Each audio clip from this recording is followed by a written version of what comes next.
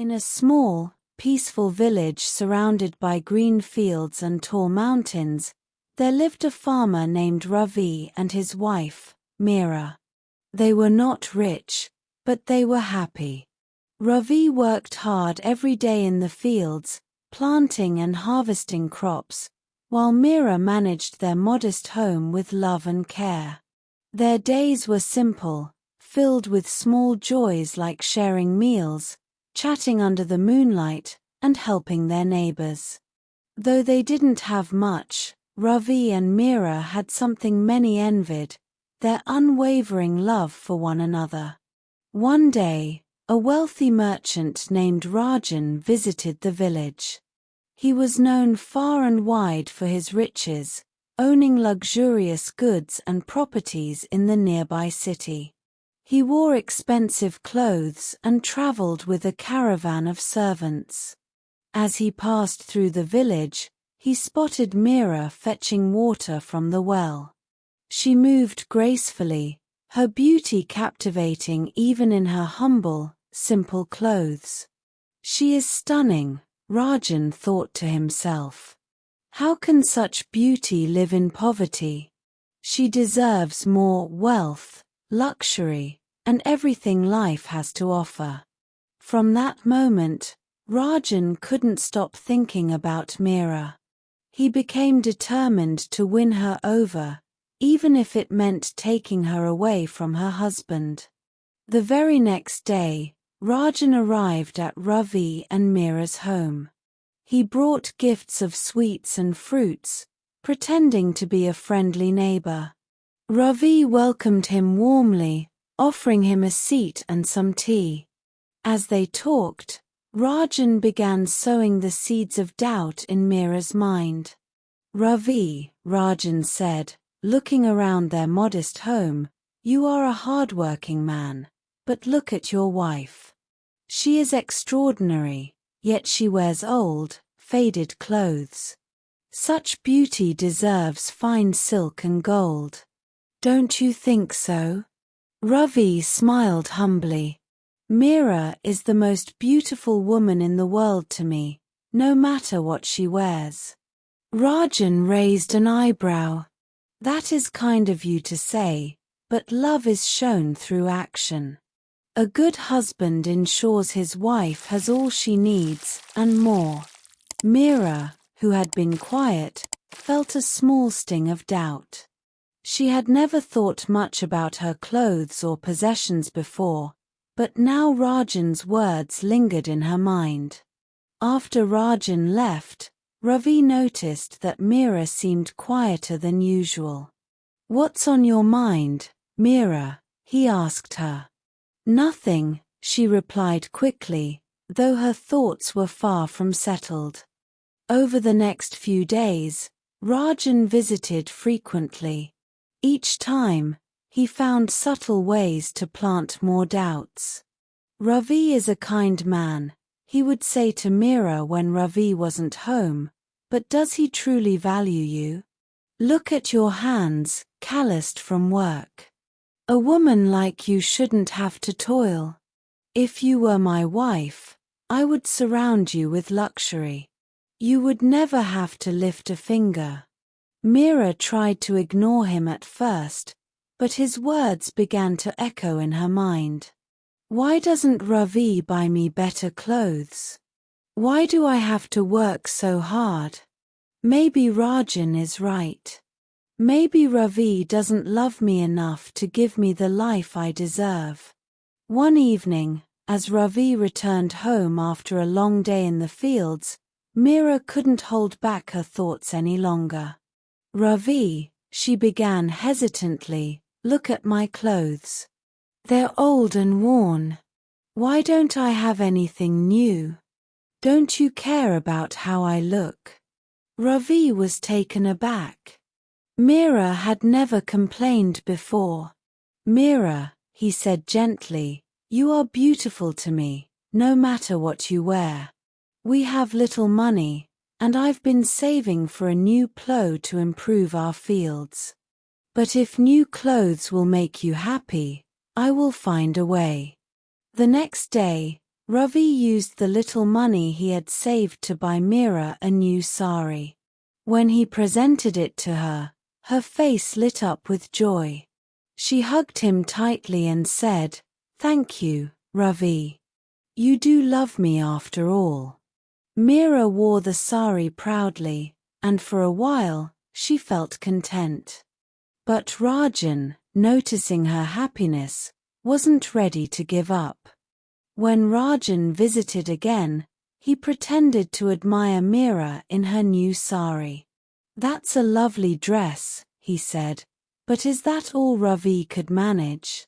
A truly loving husband would also give you gold jewelry, necklaces, earrings, bangles.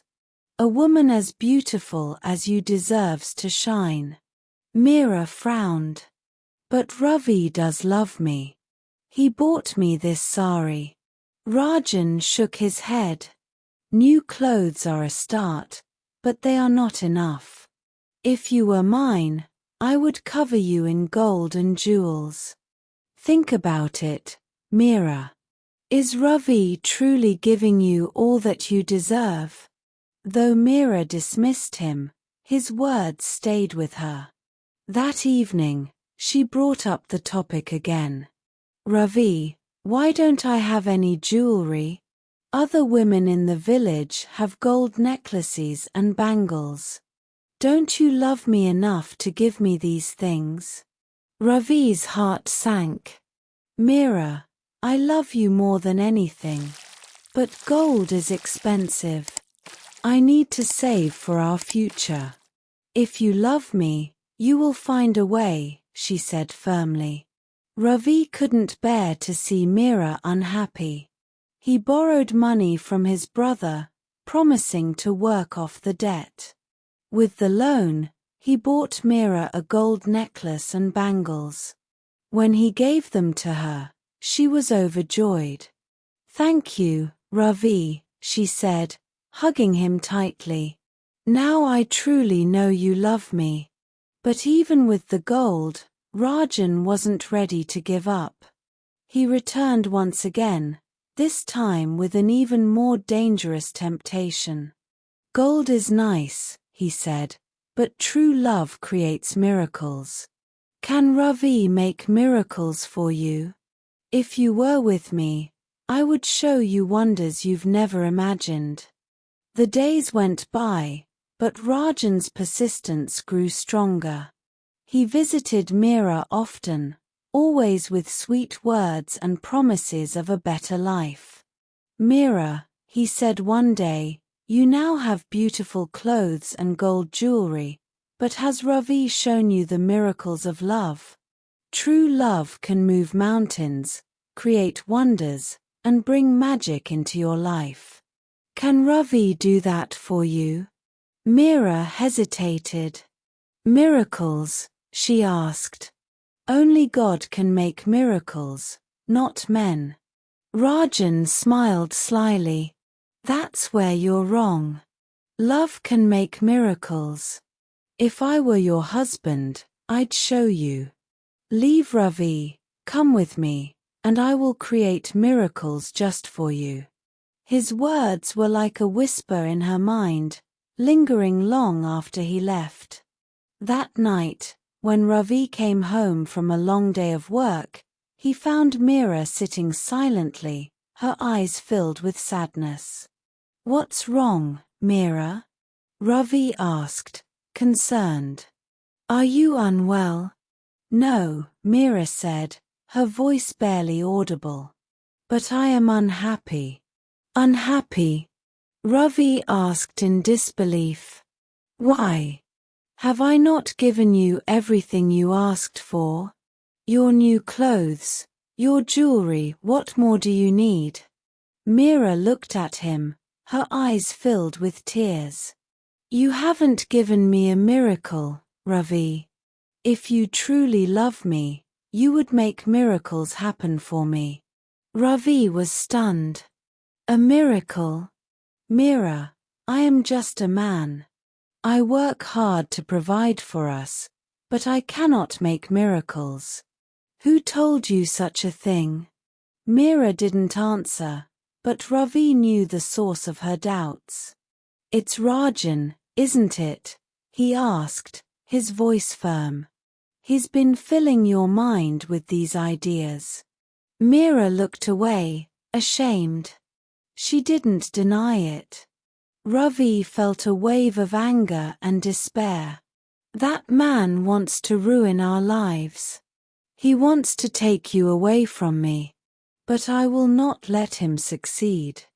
The next day, Ravi went to work in his brother's fields, his heart heavy with worry. His brother's land was full of stones, and clearing them was exhausting, back-breaking labor. Yet, Ravi worked tirelessly, hoping to repay the debt he owed for the gold he had bought for Mira. As he worked, his thoughts swirled. "What can I do to prove my love to Mira? How can I fight the lies of that rich man?" He looked up at the clear blue sky, tears welling in his eyes. "O Lord," he prayed aloud, "I am just a poor farmer. I love my wife with all my heart, but I am powerless against Rajan's wealth and lies. Please help me. Show me a way to protect my marriage." Hours passed, and Ravi continued his labor. When the sun reached its peak, he sat under the shade of a large tree to rest. As he wiped the sweat from his brow, he noticed a stranger sitting nearby. The man had a mysterious air about him, with a long cloak and piercing eyes that seemed to see into Ravi's soul. "Who are you?" Ravi asked cautiously. "I am a wandering wizard," the man replied with a kind smile. "I heard your prayer, and I have come to help you." Ravi's eyes widened. "You heard my prayer? How can you help me?" The wizard reached into his bag and pulled out 2 sticks, one long and dark, the other shorter and golden. "These sticks hold the power to create miracles," he explained. "With the first stick, you can transform a person into a donkey. With the second stick, you can change them back into their human form." Ravi stared at the sticks, his mind racing. "A donkey? Why would I need to do that?" The wizard chuckled. "Sometimes, a little transformation is necessary to teach a lesson. Use these wisely, and you will see the power of true love." Grateful, Ravi took the sticks and bowed deeply. "Thank you. You have answered my prayer." That evening, Ravi returned home, the sticks hidden under his cloak. "Mira," he called out, "come here. I have something to show you." Mira stepped out of the house, curious. "What is it, Ravi?" "You wanted a miracle," Ravi said with a confident smile. "Watch this." He took the dark stick and lightly touched Mira's arm. In an instant, her form began to change. Her hands turned into hooves, her face stretched into a snout, and her voice turned into braying. Mira had become a donkey. "Ravi," she tried to cry out, but all that came from her mouth was a loud "haw." Ravi stood back, amazed by the power of the stick. He quickly took the golden stick and touched her again. In an instant, Mira returned to her human form. She stood there, trembling with shock and amazement. What just happened?" she stammered. "I created a miracle," Ravi said calmly. "You wanted proof of my love, and now you have it. I prayed to God, and He sent me the power to create miracles. Are you happy now?" Mira's eyes filled with tears, but this time, they were tears of remorse. "Oh, Ravi," she said, falling to her knees. "I doubted you. I let Rajan's lies poison my heart. Please forgive me. Ravi lifted her gently. I forgive you, Meera. But there is one more thing we must do. What is that? She asked. We must teach Rajan a lesson he will never forget. The next morning, Ravi and Meera prepared for Rajan's inevitable visit. Ravi handed Meera the dark stick, its power ready to be wielded. Today, we will end this once and for all, Ravi said firmly. Meera nodded, her resolve hardened by guilt and love for her husband. Just as expected, Rajan arrived, dressed in his finest clothes and carrying his box of glittering jewelry. Good morning, beautiful Meera, he called out as he approached. Have you considered my offer? Has Ravi shown you the miracles of his love? Meera stepped out of the house, holding the dark stick behind her back. Yes, Rajan, she said sweetly. My husband has proven his love in ways you can't imagine. He performed a miracle for me last night. Rajan smirked. A miracle? Surely not. Ravi is just a poor farmer. Only I can bring true magic into your life. Leave him, Meera, and you will see miracles every day. Meera smiled slyly. You're right. Miracles should be seen to be believed. Let me show you one now.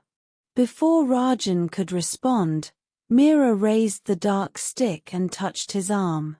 In an instant, his body began to twist and change. His hands became hooves, his fine clothes disappeared, and his face elongated into a donkey's snout. He let out a startled bray, "Hee-haw," and began to stumble around in confusion. Ravi stepped out of the house, clapping his hands. Well done, Meera. A perfect transformation. Rajan, now a donkey, looked at them with wide, panicked eyes. He tried to speak, but only braying came out. Ravi laughed. What's the matter, Rajan? Have you lost your words? Donkeys don't need them, after all. Ravi led the transformed Rajan to the fields. Since you're so interested in my wife, you can now help me provide for her, he said. He placed a yoke on the donkey's neck and attached it to a cart filled with stones. From that day on, Rajan the donkey worked tirelessly in the fields. He carried heavy loads of stones, sacks of grain, and bundles of firewood. Whenever he brayed in protest, Ravi would chuckle and pat his head. Oh, don't complain, Rajan. You wanted to be part of my life, didn't you? Meera, too, learned a lesson from the ordeal. She worked alongside Ravi, cooking hearty meals and supporting him in every way. You've always loved me, she told Ravi one evening as they sat by the fire. And I let greed blind me. I'll never doubt you again. Years passed, and the poor couple's fortunes improved. With Rajan the donkey's help, Ravi cleared his brother's fields and grew abundant crops.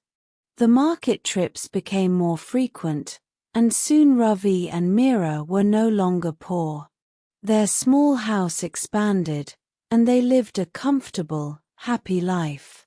One day, Ravi noticed the donkey's tired and weathered form.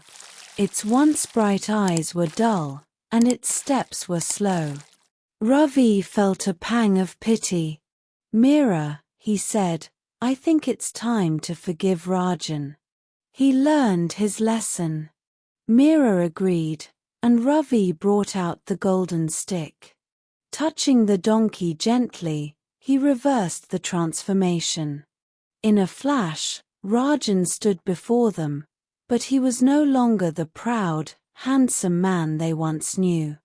His back was bent, His face was aged, and his clothes hung loose on his frail frame. Rajan fell to his knees, tears streaming down his face. "Ravi, Meera, forgive me," he pleaded. "I was blinded by my greed and pride. I have suffered greatly and learned my lesson." Ravi helped him to his feet. "We forgive you, Rajan. Let this be a lesson to respect others and their love." Rajan left the village, humbled and wiser, never to trouble them again. Ravi and Meera continued their life together, their bond stronger than ever. Their story became a legend in the village, a tale of love, loyalty, and the power of miracles. And so, they lived happily ever after, not through riches or magic but through the strength of their love and their shared trust in one another.